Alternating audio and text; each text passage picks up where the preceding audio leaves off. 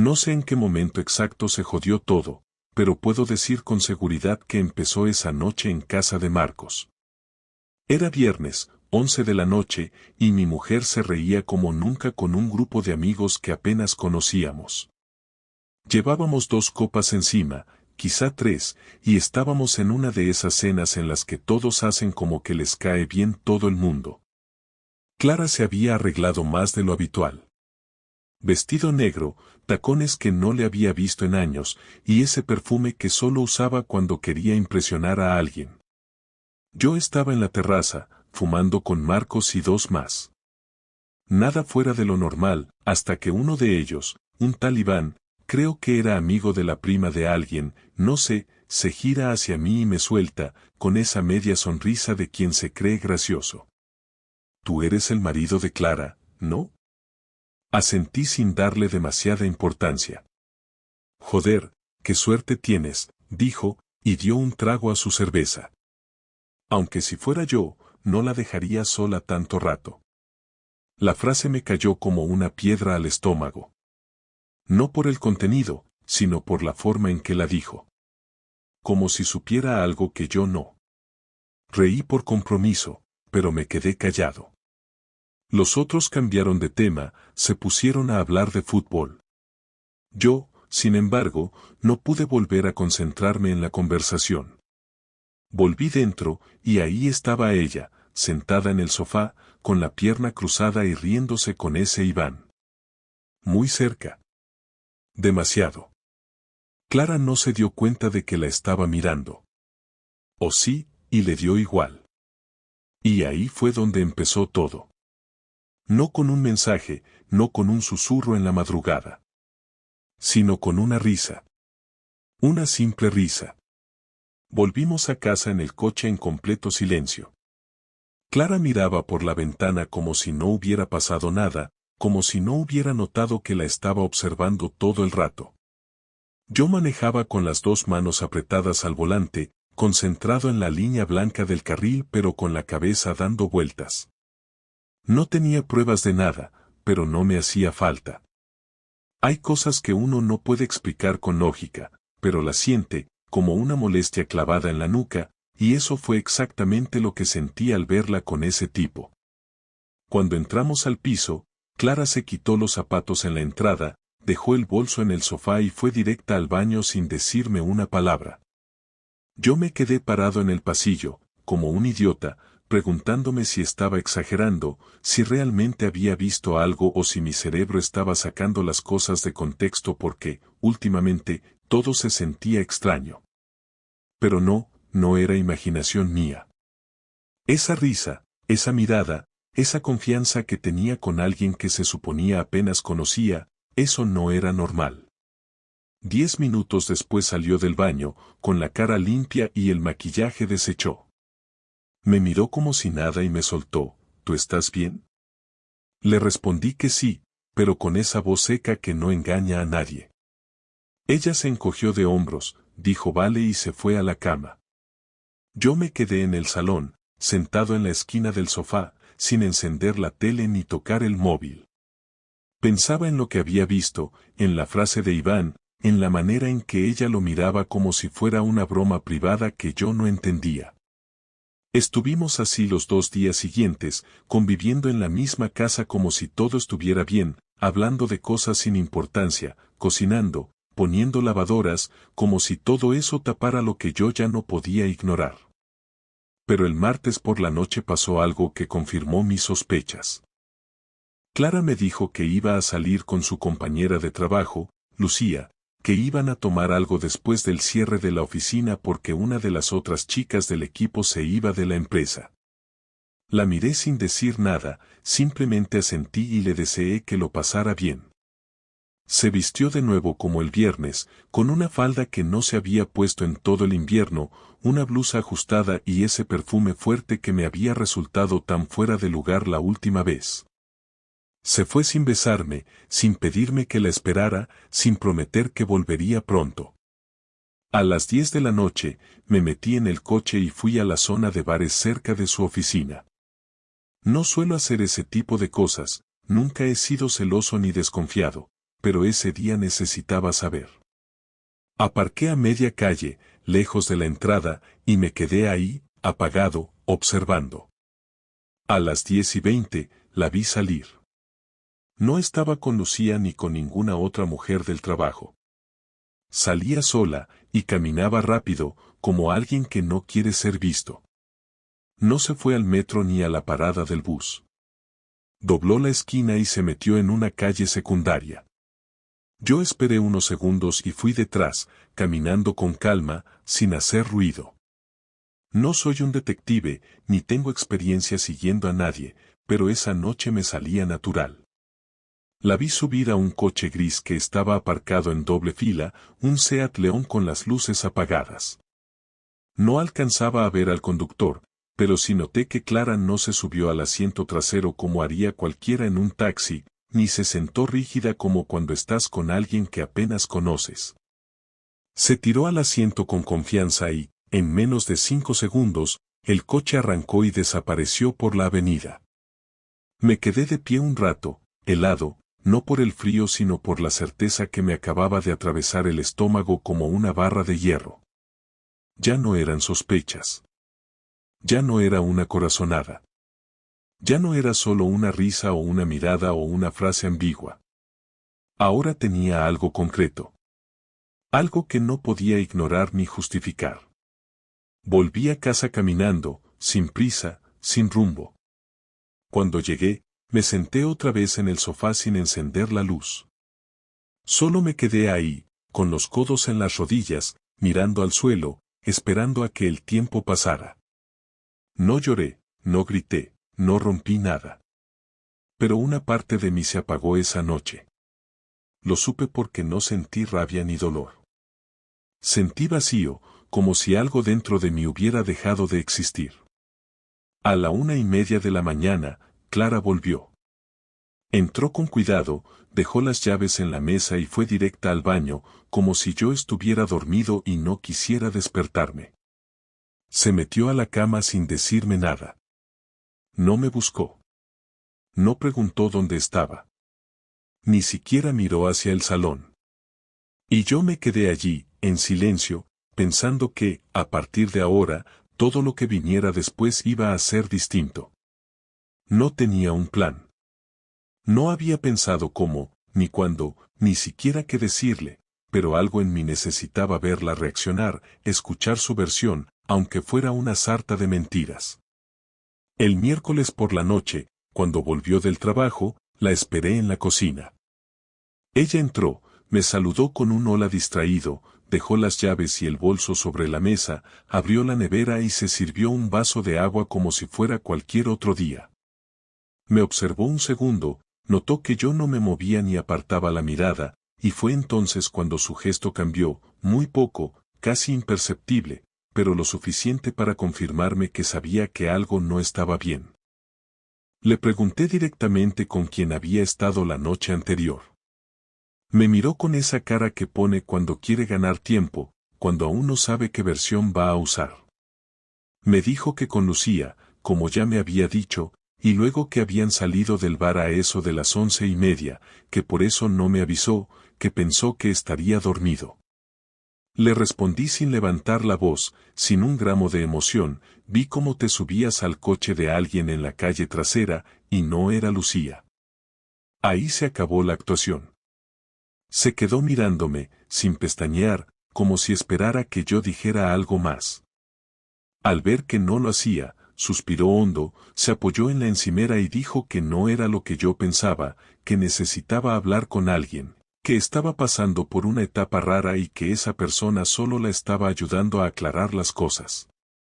Le pedí que no me tratara como a un imbécil, que no disfrazara una cita con otro hombre como una terapia emocional. Volvió a suspirar, pero esta vez bajó la cabeza. Dijo que no era una relación como tal, que habían hablado un par de veces, que no sabía en qué se estaba metiendo, que no quería hacerme daño. Entonces, ¿me has engañado o no?, le pregunté sin apartar la mirada. Ella tardó en responder, luego dijo que no había pasado nada físico, que solo estaban hablando, que era alguien que le hacía sentir cosas que ya no sentía en casa, que no entendía por qué, pero que le gustaba cómo la hacía sentir. Me quedé callado, mordiéndome por dentro para no soltar lo que de verdad pensaba. Le dije que no me importaba si se habían acostado o no, que el problema era que había cruzado una línea que ella misma habría considerado inaceptable si fuera al revés. Me respondió que no era lo mismo, que yo siempre había tenido más independencia, que ella solo quería sentirse vista. Me preguntó si alguna vez había notado que estaba apagada, si me había importado que se sintiera sola, y le dije que no se atreviera a culparme a mí por su falta de respeto. El tono empezó a subir.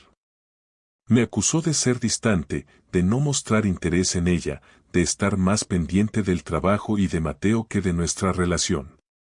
Le dije que era absurdo, que si se sentía sola debía haber hablado, no buscar atención en otro lado. Entonces gritó, algo que nunca hacía, y me lanzó que llevaba meses sintiéndose ignorada, que necesitaba saber si aún era deseada, que no soportaba la rutina. Le respondí que todos cargamos con la rutina, que tener un hijo y una hipoteca no es una excusa para romper un compromiso, que si quería emociones fuertes que se buscara un terapeuta, no un tipo que la recoja a escondidas por una calle oscura. Nos quedamos en silencio, respirando fuerte, evitando cruzar las miradas. Ella se pasó las manos por la cara, caminó de un lado al otro de la cocina y dijo que no quería destruir nuestra familia, que no quería perder a Mateo, que todo se le fue de las manos. Le pregunté si sentía algo por ese tipo. Me respondió que no lo sabía, que no creía, pero que tampoco podía asegurar que no. Le pregunté si pensaba seguir viéndolo.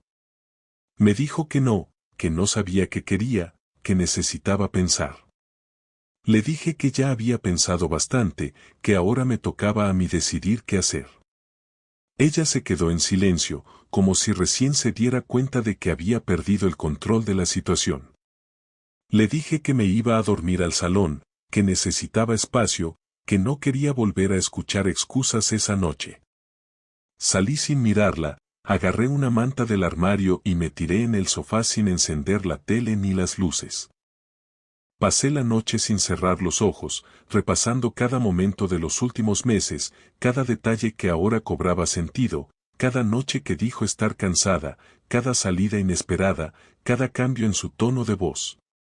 Pensé en Mateo, en cómo afectaría esto a su vida, en cómo explicarle que todo lo que conocía como familia podía desaparecer en cuestión de semanas.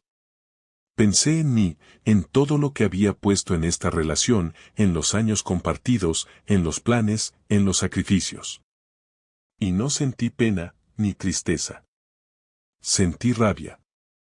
Una rabia profunda, silenciosa, que me hizo decidir en ese momento que ella no se iba a salir con la suya.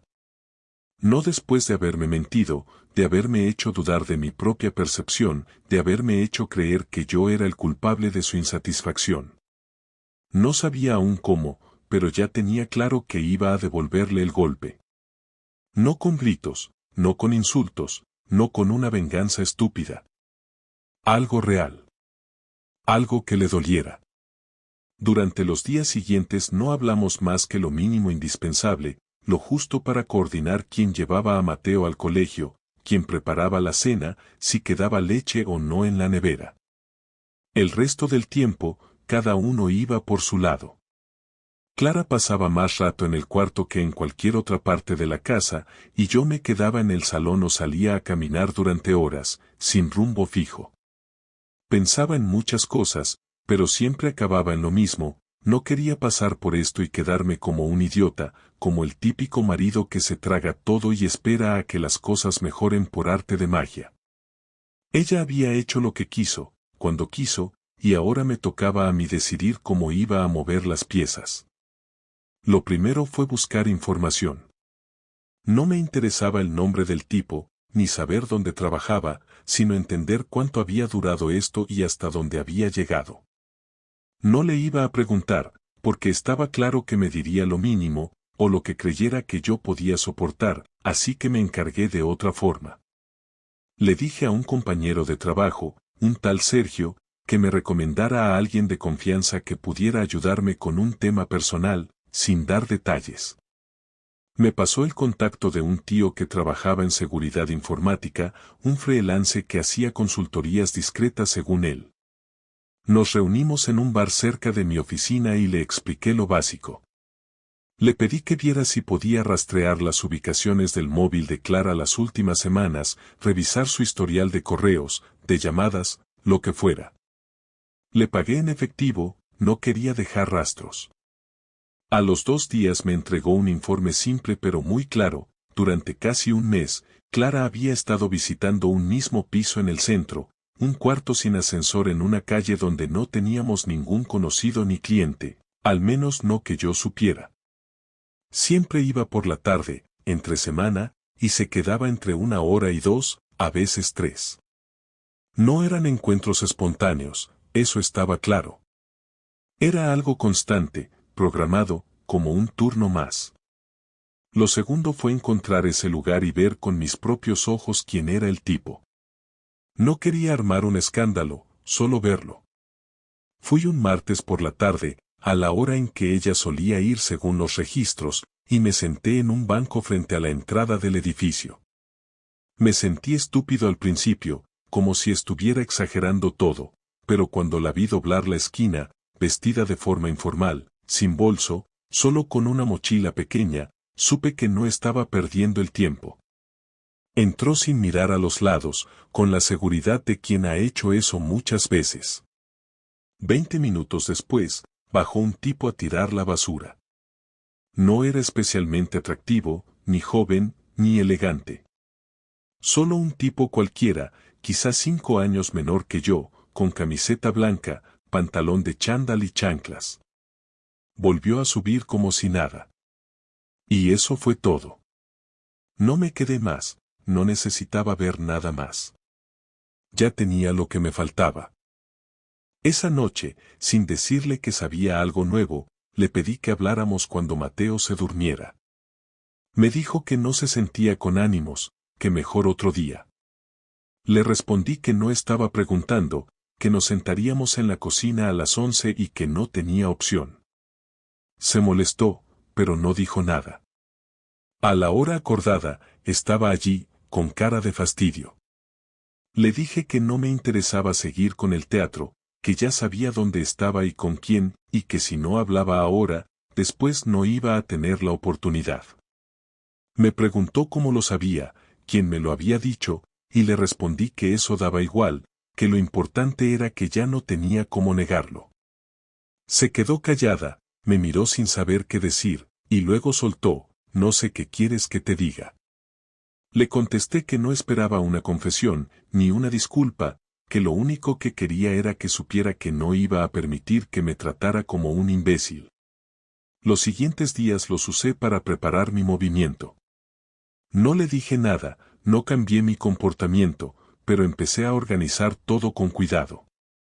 Fui al banco y consulté los movimientos conjuntos, transferí parte del dinero a una cuenta solo a mi nombre, sin cerrar la compartida. Hablé con un abogado amigo de la familia, que me explicó cómo separar los bienes sin escándalos ni juicios largos. Compré una grabadora pequeña, la llevé durante 2 días en casa, captando todo lo que Clara decía, no para usarlo legalmente, sino para asegurarme de tener una línea de tiempo completa de su versión. Luego hablé con la madre de Clara, con quien siempre me llevé bien, y le conté lo que pasaba. Me escuchó con los ojos vidriosos, sin interrumpirme. Me dijo que no entendía nada, que no reconocía a su hija últimamente, que contara con ella si necesitaba ayuda para organizarme con Mateo. Finalmente, un domingo por la tarde, mientras Mateo dormía una siesta, le dije a Clara que necesitaba que saliera del piso por unas horas, que tenía que hacer unas llamadas importantes y que no podía estar escuchando discusiones o interrupciones. Me miró raro, como si sospechara algo, pero se fue. Cuando cerró la puerta, aproveché y metí sus cosas en 2 maletas, todas las que cabían. La ropa, el maquillaje, sus libros, todo lo que era claramente suyo. Las dejé en el trastero, cerradas. Luego le mandé un mensaje: cuando vuelvas, tus cosas estarán abajo. A partir de hoy dormimos separados. Ya hablé con el abogado. Esta conversación se terminó. Tardó 1 hora en responder. Me preguntó si estaba loco. Le dije que no, que simplemente ya no estaba dispuesto a seguir viviendo con alguien que no me respetaba. No volvió a escribir en toda la noche. A la mañana siguiente, se fue a trabajar sin decirme nada. Mateo me preguntó si mamá estaba enojada. Le respondí que no, que solo necesitábamos espacio. Me abrazó sin entender y me sentí más firme que nunca. Ella había elegido el camino. Yo solo le señalé la salida. El martes por la noche volvió antes de lo habitual, entró sin decir nada, dejó las llaves sobre la mesa como siempre, pero no subió al cuarto, no fue al baño, no abrió la nevera ni se puso el pijama. Se quedó de pie en el pasillo, mirándome como si esperara una señal, como si no supiera si tenía permiso para hablar o si debía dar media vuelta e irse. Yo estaba sentado en el sofá con el portátil cerrado sobre las piernas, sin ganas de fingir normalidad ni de seguir prolongando una tensión que ya no servía para nada. Me levanté despacio, le hice un gesto para que se sentara en la silla frente a mí, en la mesa del comedor, y ella obedeció sin decir palabra, sin levantar la mirada. Me senté enfrente y durante unos segundos no hablamos, como si el aire entre nosotros se hubiera vuelto demasiado pesado para romperlo con una frase casual. Fui yo quien habló primero. Le dije que había llegado el momento de dejar de fingir que esto podía arreglarse, que no había nada más que pensar, ni nada más que discutir, que ya había tomado una decisión. Clara asintió, todavía sin mirarme, y dijo que lo entendía, que sabía que había cruzado una línea que no se podía deshacer, que no esperaba que yo la perdonara, pero que necesitaba hablar conmigo una última vez antes de que todo terminara, que no quería que el último recuerdo entre nosotros fuera un cruce de reproches y puertas cerradas. Le pregunté qué quería decirme, que si iba a justificar lo que hizo o si simplemente iba a contarme una versión más detallada de su aventura, y me respondió que no iba a negar nada, que no se trataba de él, ni de las salidas, ni de las mentiras, sino de nosotros, de cómo habíamos llegado hasta ahí. Le dije que no quería una lección de pareja en crisis, que si necesitaba hablar para sentirse mejor, estaba en todo su derecho, pero que ya no tenía interés en entender lo que había pasado, porque ya lo entendía todo. Me miró entonces, por primera vez en días, y no tenía cara de rabia ni de tristeza, sino de alguien que está a punto de aceptar una pérdida que se merece, y quizá por eso seguí escuchando. Dijo que llevaba más de 1 año sintiéndose como si viviera al lado de un compañero de piso, no un esposo, que cada conversación era funcional, que no recordaba la última vez que habíamos reído de verdad juntos, que no se sentía vista, que yo había dejado de tocarla como antes, que no la escuchaba, que hablaba con ella como se habla con un colega de trabajo, y que eso no justificaba nada de lo que hizo, pero que tampoco podía ignorar esa parte.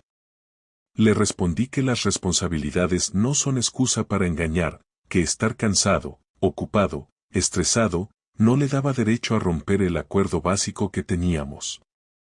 Ella dijo que tenía razón, que no estaba buscando aprobación, que no me pedía que volviera con ella, que solo necesitaba soltar lo que llevaba dentro.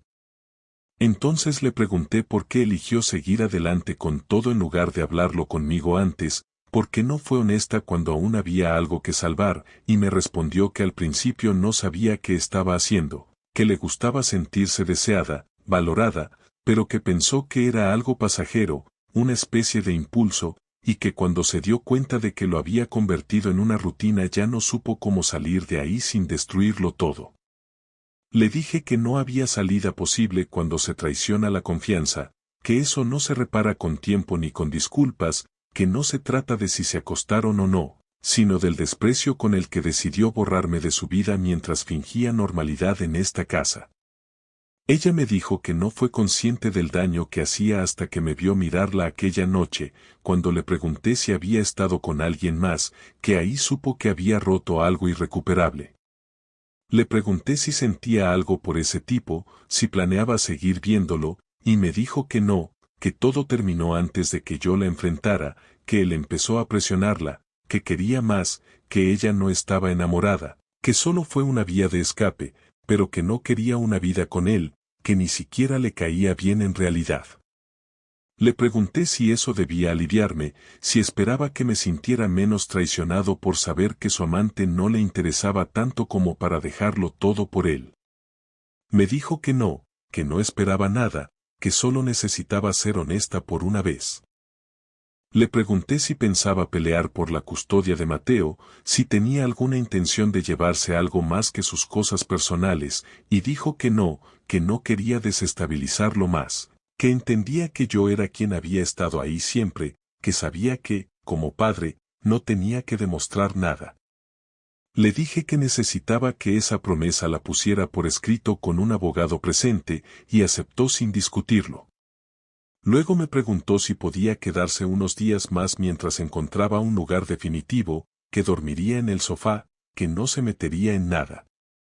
Le respondí que no quería verla cada mañana, que no podía soportar verla actuar como si todo estuviera bien.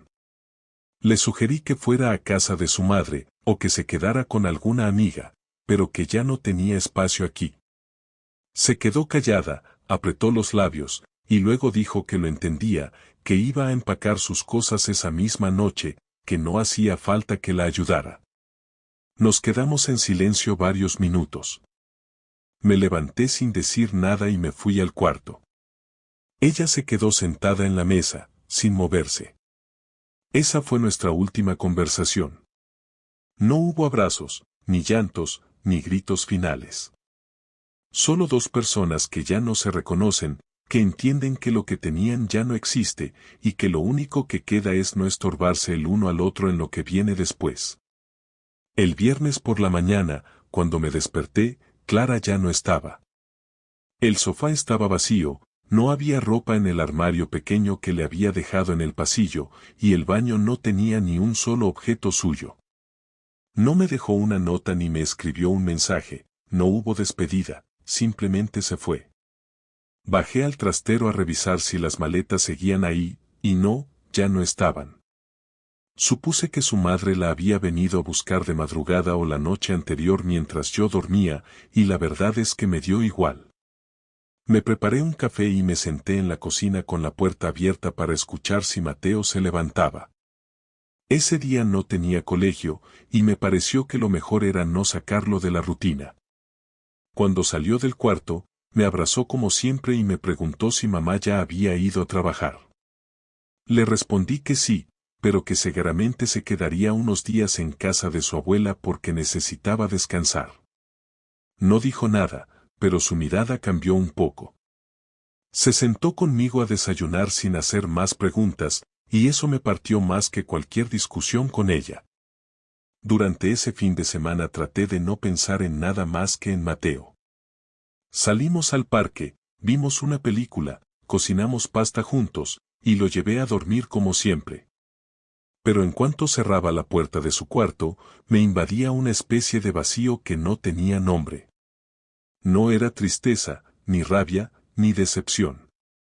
Era simplemente una sensación de final, de algo que ya no se puede tocar ni reparar. No lloré, no bebí, no llamé a nadie.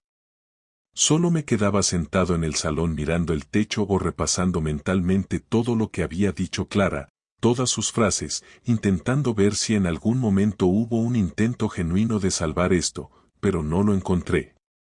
Lo único que tenía claro era que yo había hecho lo posible por no romper nada, por mantener la familia, por entender, por ser paciente, y aún así ella eligió salirse del camino sin avisar. Y si alguien toma una decisión así, sin mirar atrás, entonces ya no hay nada más que agregar. El lunes llamé al abogado y le pedí que preparara los papeles cuanto antes. No quería un proceso largo, ni tampoco quería venganza, solo quería cerrar esa puerta de manera formal y definitiva. Acordamos que Mateo se quedaría conmigo, que Clara podría visitarlo los fines de semana o los días que acordáramos, pero que viviría conmigo, en la casa donde creció, con la rutina que conocía. Clara no puso objeciones, y eso me confirmó que no tenía ganas de luchar por nada, ni siquiera por su propio hijo. El proceso avanzó más rápido de lo que imaginé. Al parecer ella ya había hablado con su madre y su hermana sobre lo que pasó, y aunque no me llamaron para pedirme explicaciones, supe por mensajes cruzados con la familia que nadie apoyaba sus decisiones. No me alegró, pero me dio cierta tranquilidad saber que no estaba rodeada de gente que le justificara todo. Las semanas pasaron, y empecé a dormir mejor, a comer con más calma, a recuperar una rutina donde no tenía que estar pendiente de cada gesto, de cada mirada, de cada excusa. Mateo se adaptó sorprendentemente bien, y creo que eso fue lo que más me ayudó a seguir adelante. Nunca me preguntó directamente si su madre y yo nos habíamos separado, pero sí me dijo un día, mientras íbamos al supermercado, que la casa estaba más tranquila. No supe qué responderle, así que solo le pasé la mano por la cabeza y le dije que íbamos a estar bien. Y lo dije en serio. Por primera vez en mucho tiempo, sentí que estaba diciendo algo que podía cumplir. Una noche, Clara me llamó. No para hablar de nosotros, ni para pedir otra oportunidad. Solo quería saber si Mateo estaba bien, si estaba durmiendo, si necesitaba algo. Le dije que estaba bien, que todo estaba en orden. Me preguntó si podía venir al día siguiente por la tarde a verlo. Le dije que sí, que lo recogiera del colegio, pero que lo trajera de vuelta antes de las 9. Aceptó sin discutir. Antes de colgar, me dijo gracias con una voz que no le había escuchado nunca. No respondí. Esa fue la última vez que hablamos de algo que no fuera sobre nuestro hijo. No hubo disculpas, ni discursos, ni explicaciones. Y eso estuvo bien. Ahora han pasado 3 semanas desde que firmamos los papeles. Clara viene a ver a Mateo un par de veces por semana, lo lleva a comer, a dar una vuelta, y lo trae de vuelta a casa sin decir más que un hola y un hasta luego. No intento hacerle preguntas, ni me interesa saber cómo está. Ya no es mi problema. Yo estoy enfocado en otras cosas. Estoy aprendiendo a cocinar mejor, volví a correr por las mañanas, organicé la casa a mi gusto, y hasta volví a hablar con gente con la que había perdido contacto por años. No estoy buscando a nadie, no tengo interés en rehacer mi vida con otra persona, no por ahora. Estoy bien solo, por primera vez en mucho tiempo. He aprendido que a veces no se trata de ganar o perder, ni de entender todo lo que pasa. A veces simplemente se trata de aceptar que alguien dejó de elegirte y que lo único que queda por hacer es dejar que se vaya sin arrastrarse con ella. Yo hice lo que tenía que hacer. Me quedé firme cuando todo se venía abajo. Protegí a mi hijo, protegí mi paz, y aunque el dolor sigue ahí, ya no me domina. Ahora me levanto cada día sabiendo que no tengo que fingir nada frente a nadie. Que no tengo que disculparme por haber confiado. Que lo único que me queda es vivir bien, con calma, sin engaños. Y eso, después de todo, es suficiente.